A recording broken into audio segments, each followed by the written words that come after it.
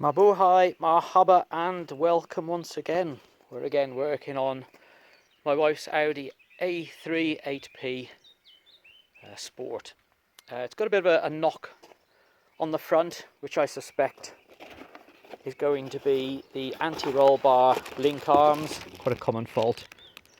So we're going to replace these. I'll do both sides at the same time. Bought them from a online retailer, 7-year guarantee, so can't argue with that. So we'll get the car jacked up, we'll get the wheel off, and I'll show you where we're looking at. Here is the link we're going to be replacing. That's the anti-roll bar, connecting it to the strut. There's just a couple of 19mm spanners you'll need to undo that nut, and the same at the top. On the inside of the original ones, there's a flat which is 17mm. I did measure the new ones are 15, but anyway, you need a 17 and a 19 spanner. Good idea, put some penetrating spray on the thread of both so they don't lock up.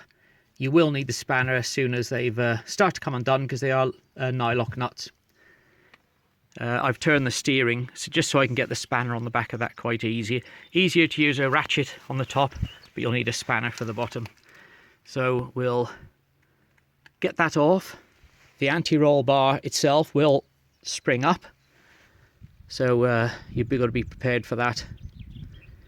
But we'll get it off and have a look what it looks like. So here you can see I've wedged the 17mm spanner on the flat against the drive shaft, and I've got a ratchet spanner just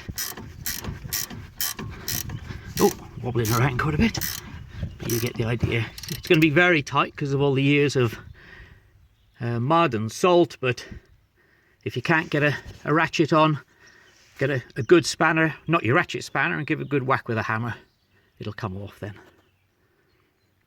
If the roll bar wants to spring up, you will have difficulty removing it, so with your car on blocks, just use your jack under the strut and just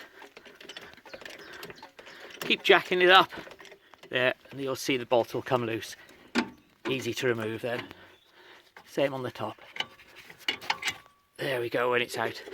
If you have noticed, I've just seen that the drive shaft boot has broken through there, so there's another job for a future day.